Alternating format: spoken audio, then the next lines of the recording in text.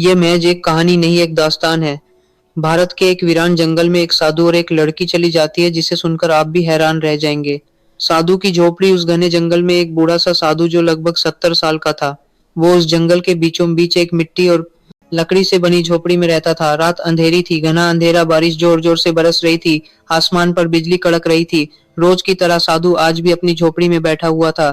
झोपड़ी के दरवाजे पर दस्तक हुई। साधु चौंका। बरसों हो गए थे किसी ने यूं आधी रात को उसकी झोपड़ी पर दस्तक नहीं दी थी। उसने चरमराता हुआ दरवाजा खोला। सामने एक जवान लड़की खड़ी थी, बारिश में पूरी तरह भीगी हुई, कपड़े शरीर से चिपके हुए, होंठ कांपते हुए, आंखों में एक अजीब डर और थकान। साधु ने पीछे हटकर रास्ता दिया। अंदर आ जाओ, बाहर मौसम थमने वाला नहीं। लड़की चुपचाप अंदर आ गई। वह कोने में जमीन पर बैठ गई। साधु ने जलती हुई लकड़ियों के पास कंबल रख दिया। फिर एक मिट्टी का प्याला भांप उड़ाता हुआ दूध का उसके सामने रख दिया। काफी देर खामोशी छाई रही, सिर्फ वो, बाहर बारिश और बिजली की आवाज।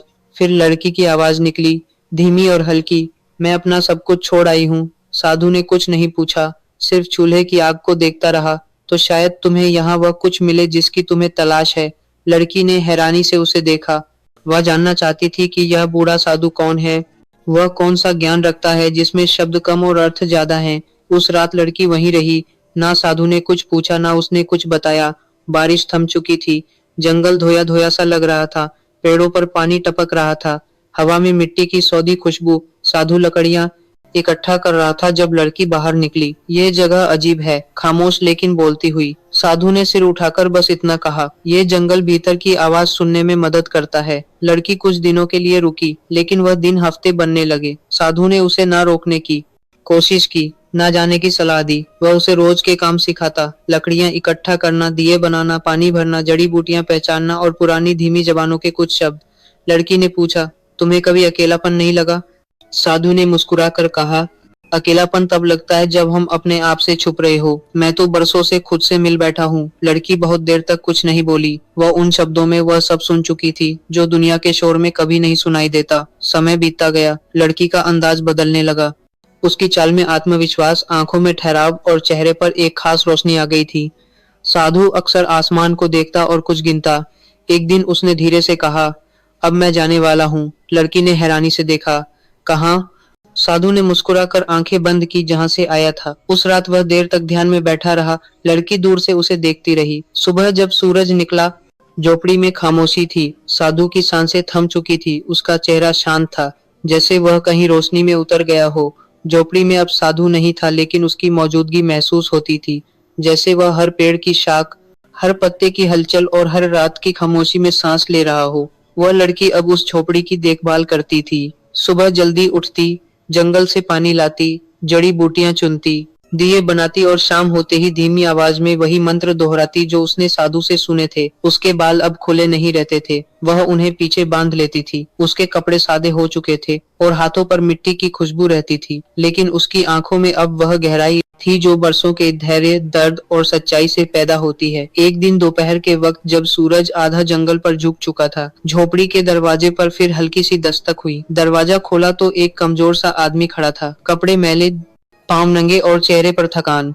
मैं बस कुछ देर साए में बैठना चाहता हूँ। उसने कुछ नहीं पूछा, बस हल्के से सिर हिलाया और अंदर आने दिया।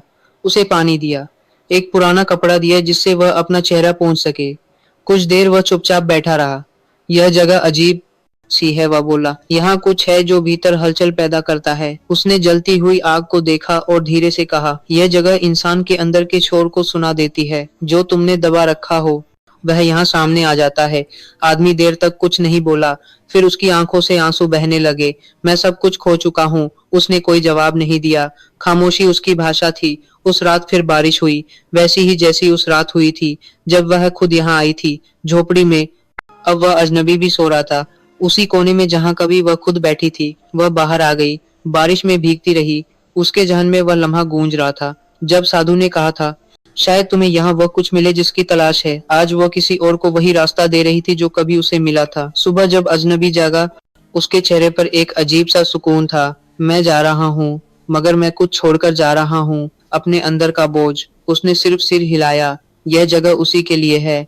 अब लोग कभी कभी रास्ता भटक कर या तकदीर से या दर्द से थक कर उस झोपड़ी तक पहुंचने लगे। वे सब अलग थे, उनके दुख अलग, पाप अलग, तलाशें अलग, लेकिन झोपड़ी के भीतर आकर वे सब एक जैसे हो जाते।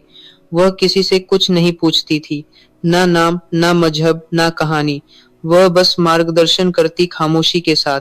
लोग उसे साध्वी कहने लगे, लेकिन वह खुद को सिर्फ रहने वाली कहती थी। उसने कभी खुद को मसीहा नहीं समझा, वह तो बस साधु की दी हुई खामोश रोशनी को आगे बढ़ा रही थी। एक रात वह सोई तो सपने में साधु आया, वैसा ही जैसा आखिरी दिन था। उसने बस एक बात कही, जो तुम दे रही हो वह अब तुम्हारा नहीं, यह उन सबका है जिन्होंने रास्ता भटका दिया। वह जागी, आंखें नम थी लेकिन चेहरे पर रोशनी थी। अब वह जानती थी, यह झोपड़ी सिर्फ उसकी नहीं रही, यह एक रास्ता बन गई थी उन सबके लिए जिनकी आत्मा थक चुकी थी। दोस्तों, ये कहानी यहीं पर खत्म होती है। अगर हमारी वीडियो अच्छी लगी है तो आज की वीडियो को लाइक कर दें और हमारे चैनल को भी सब्सक्राइब कर दें।